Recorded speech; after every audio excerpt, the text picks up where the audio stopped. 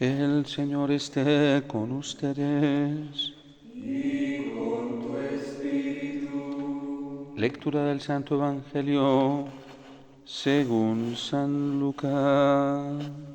Gloria a ti, Señor.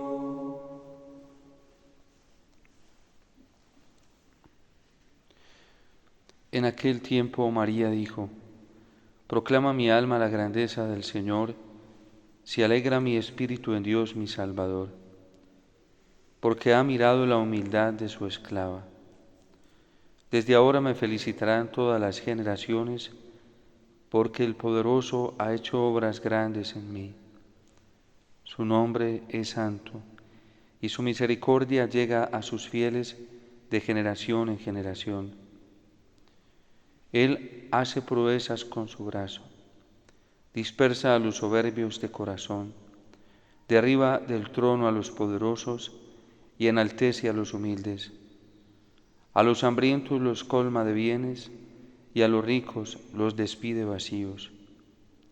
Auxilia a Israel su siervo, acordándose de la misericordia, como lo había prometido a nuestros padres, en favor de Abraham y su descendencia por siempre. María se quedó con Isabel unos 3 meses y volvió a su casa. Palabra del Señor. Gloria a ti, Señor Jesús.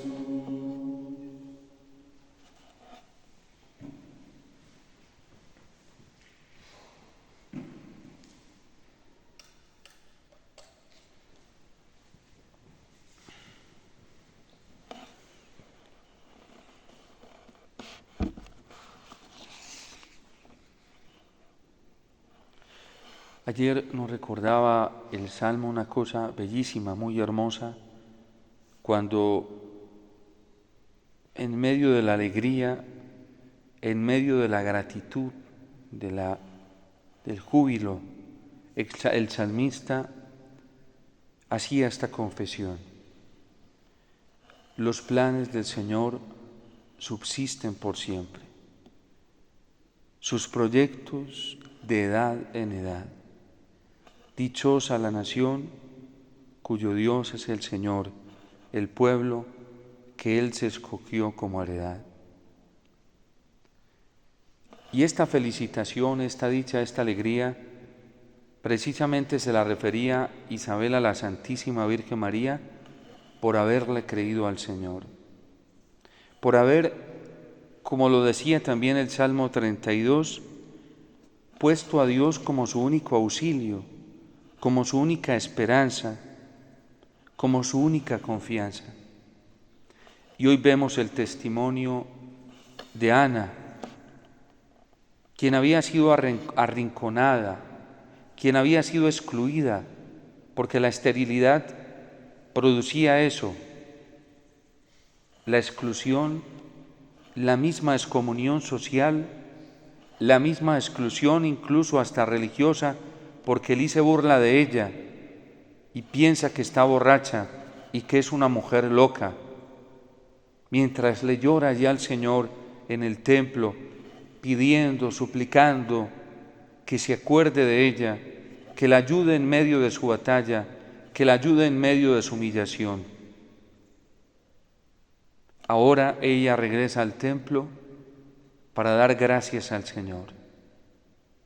Y no solamente para dar gracias con la boca, para que no sea una oración simplemente ritualista, basada en la ceremonia, sino que va a dar gracias con el alma, el corazón y con los hechos.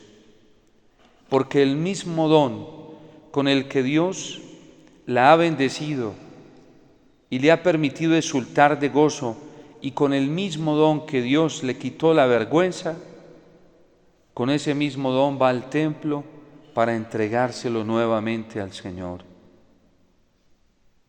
Y por eso hoy ella lo dice: imploré a este niño y el Señor me concedió cuanto le había pedido. Yo a mi vez lo cedo al Señor. Es una cosa bellísima de la gratitud, porque el Señor no quiere ni sacrificios, ni holocaustos, el Señor no quiere ritualismos, no quiere ceremonias, el Señor quiere más que eso. Y por eso le dice a la mujer samaritana: ustedes han venido a adorar a Dios en este monte, en este altar que se construyeron los seres humanos. Y los judíos van a adorar al Señor en Jerusalén, pero créeme, mujer, que llega la hora que ya no será ni en este monte ni en Jerusalén, sino que los verdaderos adoradores adorarán al Padre en espíritu y en verdad, porque así quiere ser Dios adorado. Este pueblo, decía el Señor a través del profeta Isaías, me honra con sus labios, me honra con sus gestos, me honra con sus solemnidades, me honra con sus celebraciones litúrgicas. Todo el libro del profeta Isaías y de los demás profetas nos hacen ver cómo Dios exalta las honras, las solemnidades, las fiestas. Me honran, en una palabra más sintética, de manera exterior, con una piedad, como dice San Pablo a Timoteo, con una falsa piedad externa, pero su corazón está lejos de mí, porque su corazón no depende de mí, porque su corazón depende de ellos mismos, de sus criterios, de sus fuerzas, de sus capacidades, porque su corazón no depende de mí, depende de los contratos que hagan entre ellos mismos, de los consensos que hacen entre ellos mismos, de los pactos que hacen entre ellos mismos con poderosos, pero no depende de mí. Y por eso no quiero escuchar más la plegaria de este pueblo, lo dice a través del profeta Isaías. Ya no quiero más sacrificios de esos, ya no quiero más celebraciones rituales de esas, ya no quiero más ceremonias de esas, ya no quiero más piedad de esa, porque es una piedad falsa. La piedad de Ana es una piedad coherente, porque todo lo que recibe al Señor se lo entrega y está entregando su vida, está entregando su voluntad, está entregando sus afectos al Señor, está entregando el motivo de la alegría al Señor. Con lo que Dios alegra su corazón, eso mismo el Señor, ella se lo retorna al Señor, lo más valioso de su vida, que es su Hijo, y por eso lo retorno al Señor. Mientras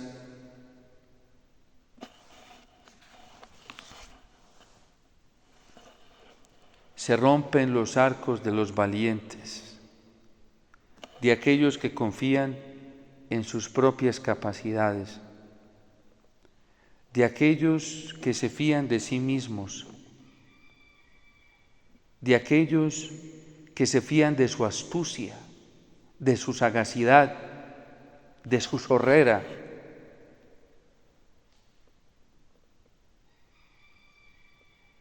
Los cobardes se ciñen de valor. ¿Y quiénes son esos cobardes? Los que solamente confían en el Señor. Se sienten tan débiles que no tienen otra vía para recurrir al Señor que la de la oración. Se sienten tan pobres, tan limitados, tan necesitados, que lo único que hacen es ir al templo a buscar al Señor y orarle a Él, como lo hizo Ana. Porque mientras se rompen los arcos de los valientes, los cobardes se ciñen de valor. Mientras los hartos, los que saben mucho, los que tienen, los que se fían de sus propios criterios, de su propia producción, se contratan por el pan y entre ellos hacen pactos y se intercambian. Los hambrientos van engordando, porque no engordan con el poder humano, no engordan con las riquezas humanas, no procuran cuidar lo material, procuran cuidar las riquezas del alma.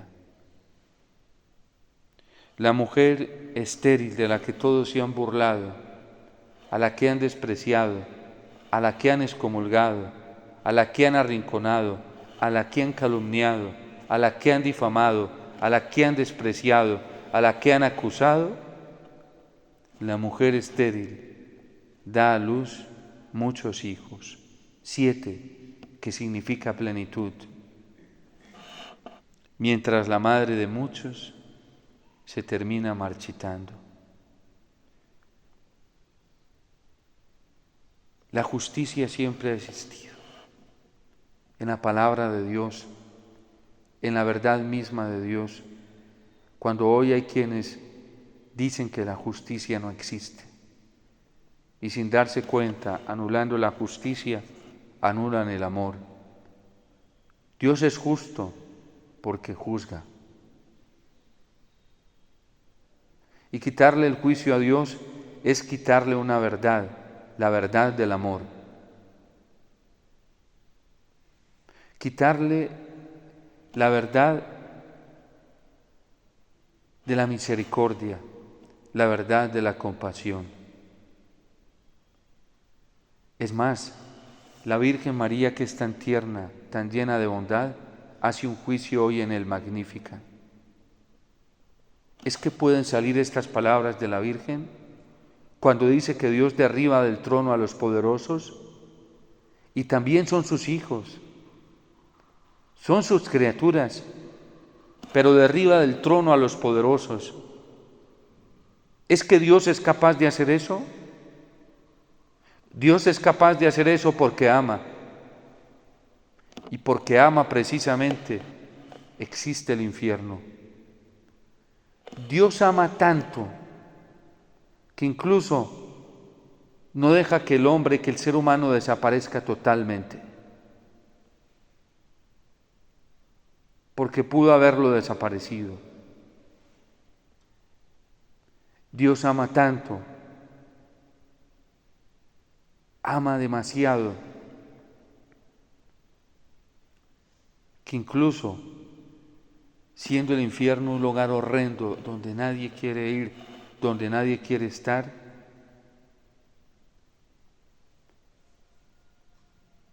existe porque hay un juicio para quienes se comportan bien y para quienes se comportan mal. Y hay un mérito para quienes se comportan mal y para quienes se comportan bien. Porque si no, todo sería muy confuso. Pero Dios es claro. Derriba del trono a los poderosos y enaltece a los humildes.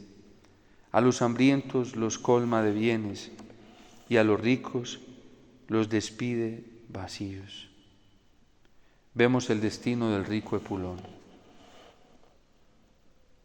¿En dónde terminó? En un abismo. Y aunque pueda hablar con el padre Abraham, está muy lejos de él.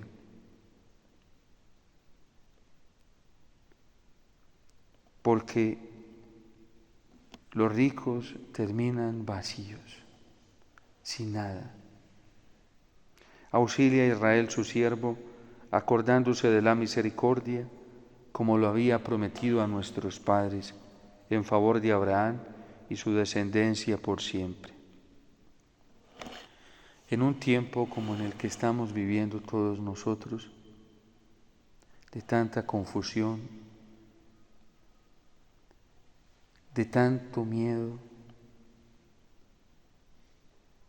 de tanta necesidad de seguridad, de tanta necesidad de verdad, de tanta indigencia y necesidad de auxilio, de ayuda, de fortaleza, de claridad,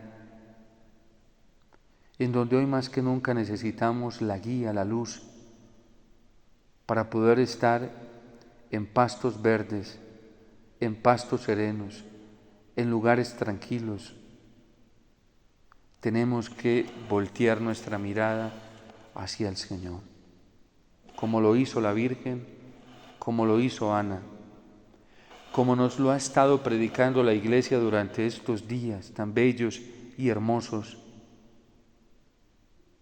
como nos lo está diciendo el tiempo litúrgico, cuando nos está ofreciendo la peña, el alcázar, el único lugar seguro donde debemos estar. Como nos lo ha advertido la Virgen en las diferentes apariciones aprobadas por la Iglesia, recen, oren, vuelvan a la Eucaristía, sean fieles a los mandamientos, escuchen la palabra de Dios. Nosotros no podemos seguir en la estupidez y en la tontera de pensar que nuestros criterios son los que nos sirven porque nos llevan a la perdición.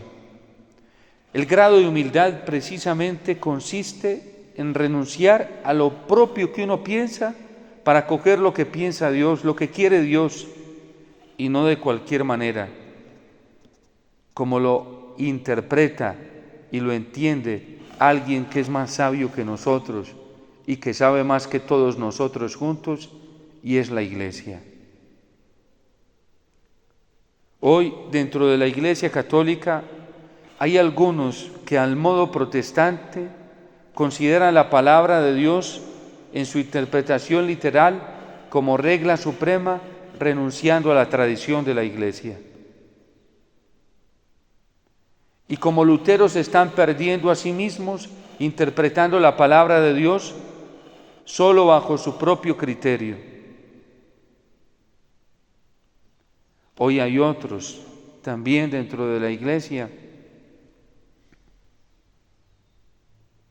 que quieren vivir su vida cristiana y evangélica dentro de la Iglesia, haciendo pactos con los poderosos de este mundo, vendiéndose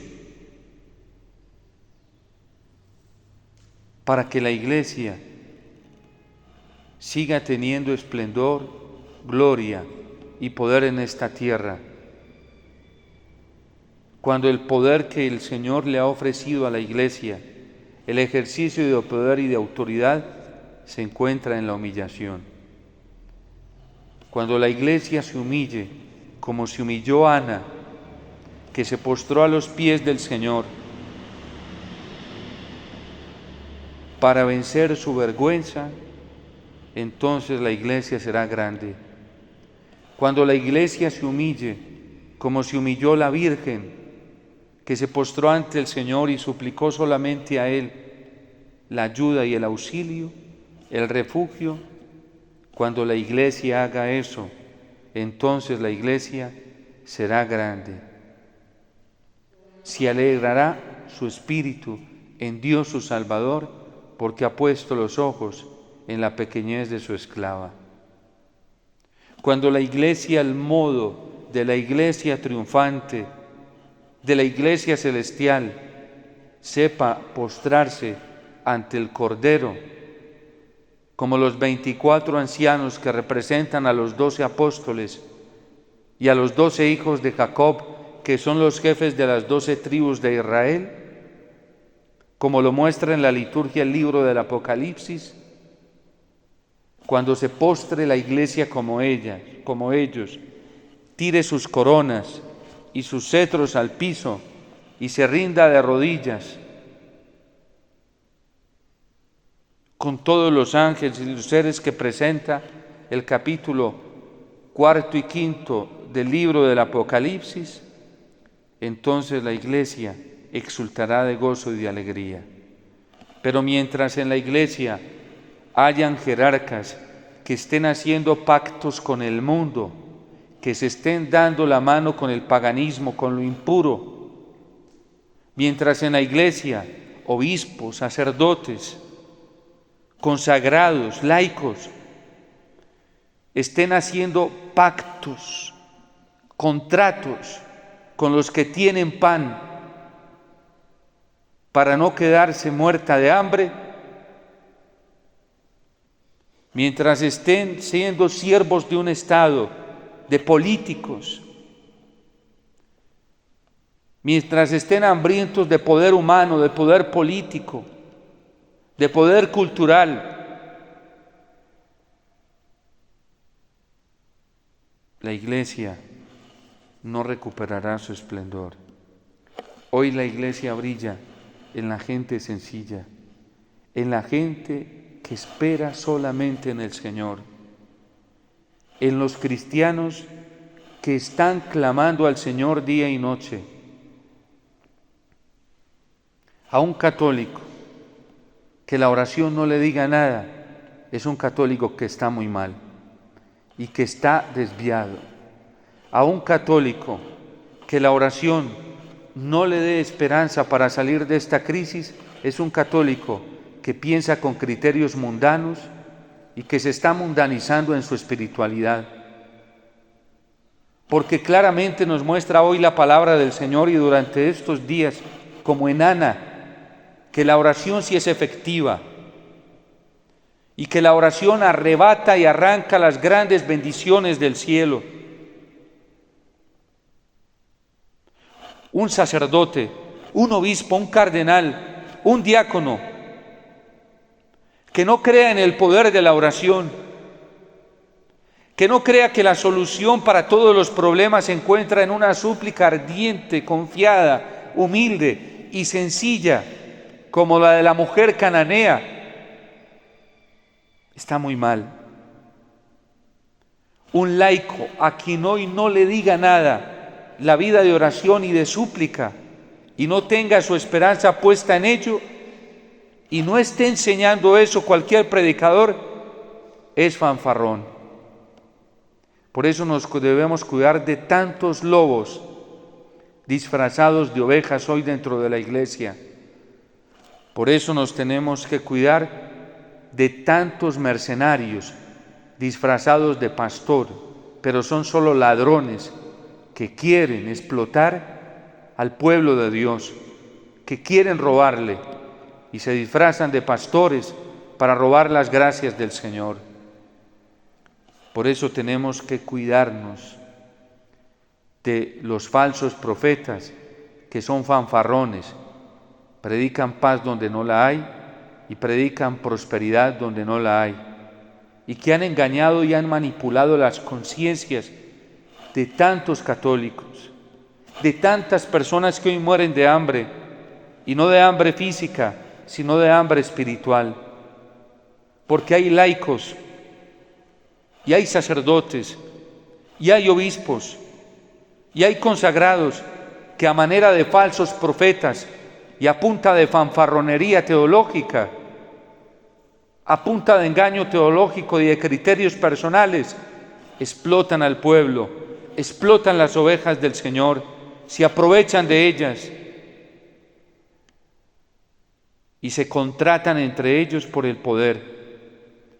A mí me da pavor ver cómo dentro de la iglesia, dentro de la misma jerarquía, dentro de la misma vida consagrada, dentro de los mismos laicos, hay ambición por el poder, por la riqueza, y hacen lo que sea, se contratan y hacen lo que sea por obtener poder, perdiendo incluso el escrúpulo, o más bien, sí, perdiendo el escrúpulo de llegar a la explotación de los más débiles, en un momento en el que tantos católicos se sienten abatidos, cansados, desgastados, confundidos, desorientados, sin saber para dónde coger. Hay laicos y hay movimientos laicales que se están aprovechando de esta pobre gente. Entréguesenos al Señor. Entreguémosle las almas al Señor. Ana no se quedó con ese hijo para ella, se lo entregó al Señor. Un director espiritual, un consejero espiritual, un líder espiritual que no mande la gente a los pies del Señor, se está aprovechando de ella y la está explotando y está abusando del poder que le concedieron, que le confiaron.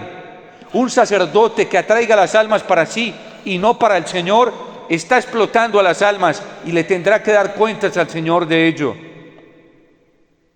Soltemos lo que es del Señor y entreguémoselo a Él como a Ana. Las almas no son para nosotros, son para el Señor. Las almas no son para encerrarlas en un redil inventado por gente humana y privarlas de que estén en el verdadero redil, que es la casa del Señor. Una evangelización que no lleve las almas a la iglesia y a los pies del Señor es una evangelización que está siendo manipulada por el demonio y por el mundo. Porque ninguno de nosotros tiene lo que necesita cada alma, lo tiene el Señor. Y por eso nosotros debemos conducir a la gente a la Eucaristía. Quien verdaderamente cree que quien se manifiesta en el altar es el verdadero pastor prometido por el Padre. Quien verdaderamente cree que en cada sagrario se encuentra el Emanuel que salva, prometido por el Padre a través de los profetas. Porque quien no cree en esto, tampoco va a llevar las almas allí, tampoco las va a conducir allí. Hasta la gente más sencilla lo entiende. Estos días en esta misión aquí en el Cauca, en un lugar tan lejano con gente campesina, me ha impactado ver que gente sin formación teológica sepa lo que se manifiesta en el altar de la Eucaristía, sepa quién está en el sagrario. Pero han sido confundidos muchos por nuestra mala evangelización, por nuestra falta de convicción en la Eucaristía, porque los primeros que nos hemos corrompido hemos sido los instrumentos que Dios escogió para conducir a la gente a la fuente y la hemos amarrado en lugares y en espacios donde la gente no encuentra la gracia del Señor ni se salva. Nosotros no podemos hacer de ladrones y de mercenarios con las almas. Hay que conducirlas a la verdadera fuente que es el Señor, y rápido,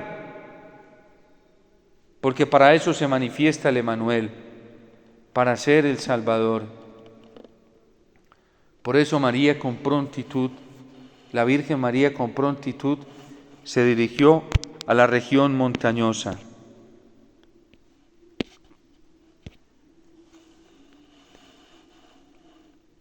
Para llevar el fruto bendito que había en su vientre. Hay que orar mucho hoy por nuestra Iglesia Católica. Y lo más aterrorizante de todo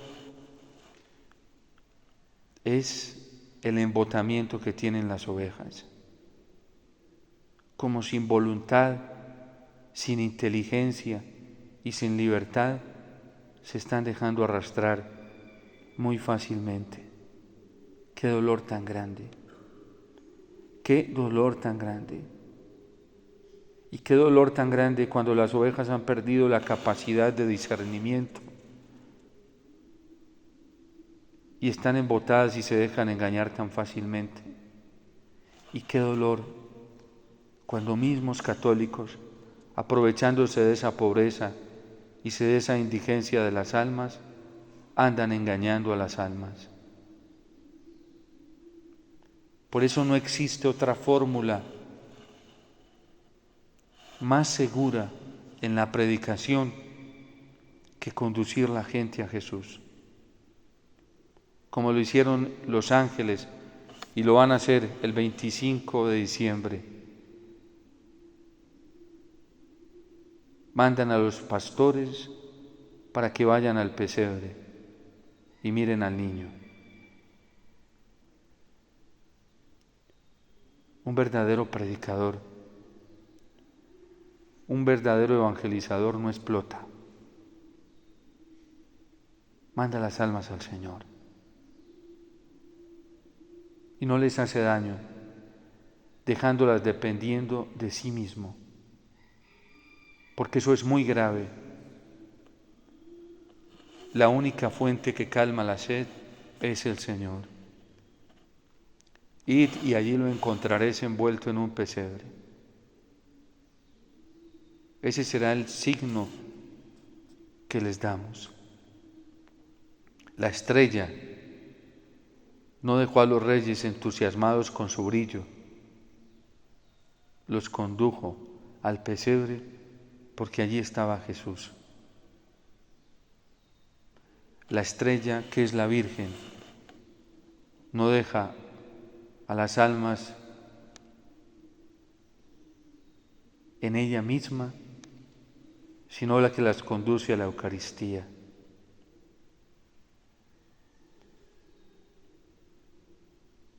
Nosotros no debemos embotarnos en debates, en si éste tiene o no tiene la razón. Eso es una distracción de la que se vale el demonio, porque la ley divina no puede cambiar, la ley natural no va a cambiar y la tradición no la puede cambiar nadie. ¿Para qué preocuparnos? ¿Qué nos dice la ley natural? La ley natural nos dice que hay principios intrínsecos que son superiores al ser humano. Y la ley divina nos dice que esas leyes naturales que nos dicen que hay principios intrínsecos, valores que nadie los puede cambiar, vienen de Dios. Y la tradición nos dice a todos que Dios se nos manifestó en Cristo y que ahí está la plenitud de la vida. ¿Por qué tanto retraso para predicar a Jesús y conducir a la gente al Señor? ¿Por qué tanto miedo y tanto retraso, tanto tapujo para proclamar la salvación en Cristo y en Cristo Eucaristía? Es que el problema es que muchos católicos no tenemos fe ya en la Eucaristía y no creemos que verdaderamente allí se encuentra el niño envuelto en pañales, y por eso no se predica con tanta claridad a Jesús. Y cuando un evangelizador no le alcanza la certeza para esto, quiere decir que está muy mal en su fe. Quiere decir que su esperanza cristiana está muy mal. Quiere decir que su caridad cristiana está muy mal. Cuando a un católico bautizado de Eucaristía no le alcanza la certeza para saber que Cristo Eucaristía salva, está muy mal, demasiado mal. Y tiene que sacudirse, y tenemos que sacudirnos. Cuando un evangelizador no tiene la certeza de que Cristo Eucaristía es la fuente de la vida y que en el sagrario se encuentra la salvación y que en la celebración eucarística se encuentra la vida misma, estamos a punto de la catástrofe. Y eso nos está pasando a muchos hoy en la iglesia. Lo peor que me puede pasar a mí como sacerdote es venir a la Eucaristía sin la certeza de la presencia del Señor y de la salvación que Él da en cada sacrificio eucarístico. El error más grande y el daño más grande que me puede suceder a mí como sacerdote en la predicación es perder la certeza de que en Cristo Eucaristía todo se encuentra en la luz, todo se encuentra en la vida, todo se encuentra en la gracia. Y uno termina hablando y proponiendo lo que cree. Y por eso muchos hoy en la iglesia hablan y predican de lo que creen. ¿En qué confían? ¿En qué confiamos? Por eso Ana es un ejemplo bellísimo para nosotros. Ni siquiera se fue para donde Elí, el sacerdote. Se fue directamente a orarle al Señor. El Señor dice en el Evangelio de San Juan: sin mí nada pueden hacer.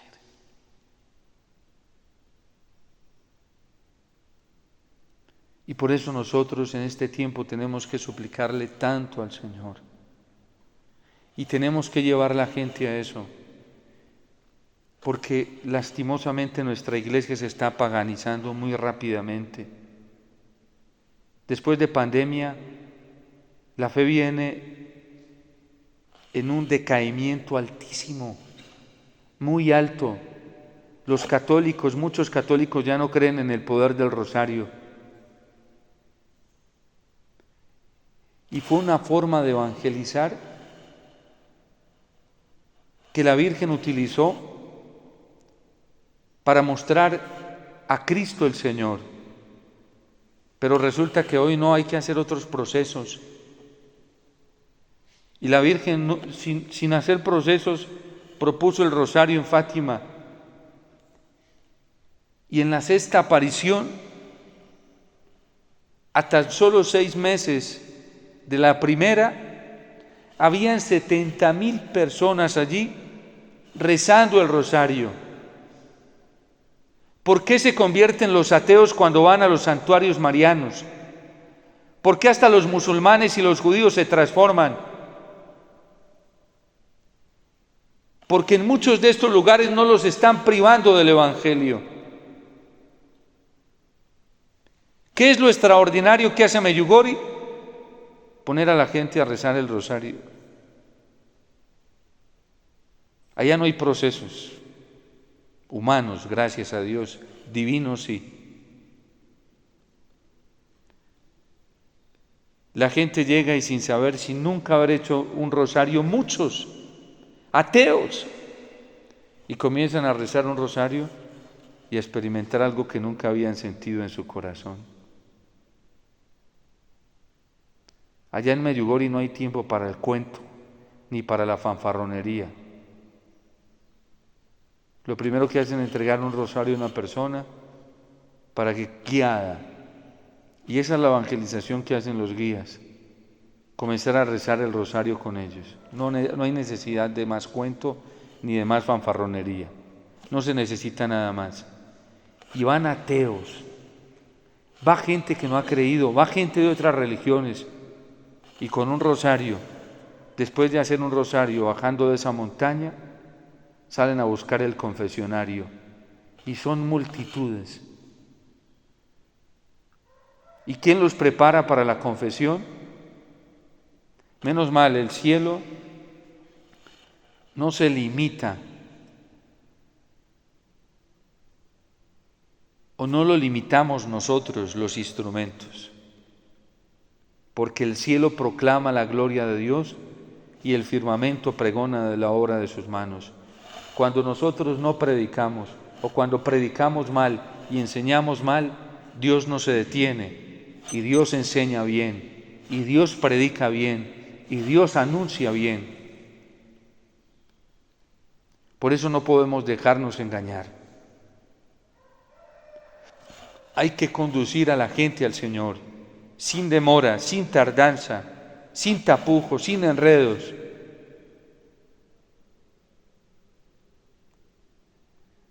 Y luego la gente en Medjugorje viene a la Eucaristía y muchos caen postrados y rendidos, creyendo en el poder de la Eucaristía, y hasta algunos ni siquiera entienden la lengua croata en la que se hacen la mayoría de las celebraciones litúrgicas allí, pero entienden la lengua del cielo porque la experimentan en su corazón.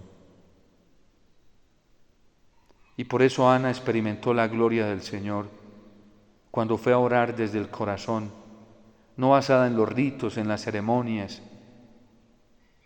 No, se basó en el impulso de su corazón para pedirle al Señor y fue transformada. Cuando yo conocí al Señor, lo conocí a través de una experiencia en un momento de oración. Ni siquiera me acuerdo qué dijo. De la única palabra que me acuerdo que dijo quien estaba orando fueron estas: cierren los ojos, abran el corazón, el Señor está aquí. No sé cuánto tiempo pasó. Yo solo sé que Jesús estaba frente a mí. Y no sé qué más palabras dijeron, no me acuerdo de nada más, solo recuerdo la presencia del Señor. El Señor quiere que como la Virgen, como Ana, nosotros lleguemos a Él. No le impidamos a la gente llegar al Señor. Y no nos impidamos a nosotros mismos volver al Señor. Hay que llevar la gente al Señor. Y hay que desenmascarar a los falsos pastores. Hay que desenmascarar a los falsos profetas. Hay que desenmascarar con la palabra del Señor, porque el Señor ha prometido que con el soplo de su boca va a vencer estos espíritus anticristianos que ya están tomando posesión en la debilidad de muchos católicos. Y el anticristo va a aparecer a liderar cuando termine de embotar a todos los que quieren votar. Ya tiene muchos embotados. Y muchos dentro de la iglesia, porque a él no le interesa sacarlos de la iglesia. Muchos dentro de la iglesia se mueven influenciados por ese espíritu del anticristo, predicando a un Cristo que no corresponde al del Evangelio, predicando a un Dios Padre que no corresponde al del Evangelio, predicando a un Espíritu Santo que no corresponde al del Evangelio. Y por eso nosotros no podemos dejarnos distraer, porque esos van a terminar derribados. De arriba del trono a los poderosos, enaltece a los humildes, y a los hambrientos los colma de bienes. No dejemos de dejar de orar. Yo motivo a muchas personas que sé que lo están haciendo, que escuchan esta homilía, diariamente van al Santísimo, sufren porque el diablo les da duro. ¿Y por qué les da duro? Porque sencillamente se están alejando de Él. Todos los días van al Santísimo, se pegan de la palabra de Dios, se esfuerzan por vivir la Eucaristía en medio del dolor y el sufrimiento y de los ultrajes que les toca ver en las celebraciones eucarísticas, pero perseveran allí luchando. Yo los motivo para que sigan, porque como Ana y como la Virgen cantarán las alegrías del Señor. Dios no tarda, ya está pronto en venir, solo hay que perseverar un poco más, y está por despuntar el alba, la alegría de la salvación. Y por eso los motivo a que perseveren, a que no se cansen, a que no se detengan en su oración diaria al Santísimo, en su rezo del Santo Rosario, en su meditación de la palabra del Señor, en su vivencia de la Eucaristía. No se cansen, que el Señor no tarda en llegar, no tarda en manifestarse, y podrán exultar de alegría y de gozo como Ana y como la Virgen María. Hay que mandar la gente al sagrario, y no nos puede dar miedo mandarlos allí, hacer dependiente la gente de la Eucaristía, del Santo Rosario. La gente no necesita nada más de la palabra del Señor. No les demos otra comida chatarra que solo mata y destruye el alma. No hagamos equivocar a la gente. Hoy, a quienes Dios nos ha confiado la predicación de su palabra, no debemos tardar en llevar la gente a los pies del Señor. Y no debemos dejarnos engañar. La gente necesita, como la mujer cananea, como los leprosos, como los ciegos, como los cautivos, como los que se encuentran presos, terminar a los pies del Señor. Como aquel paralítico que aquellos hombres quitaron el techo para ponerlo a los pies de Jesús. No debemos tardar ni darle vueltas a la gente, ni engañarlos, ni entretenerlos en criterios humanos. De una a los pies del Señor, si creemos en el poder del Señor. Y si creemos que Cristo tiene un lenguaje mejor que el nuestro, un método mejor que el nuestro para conquistar las almas. Por eso, pidámosle al Señor la perseverancia en la fe, en la esperanza y en la verdadera caridad, que tienen como único objeto al Señor, al Emmanuel prometido, al Dios con nosotros.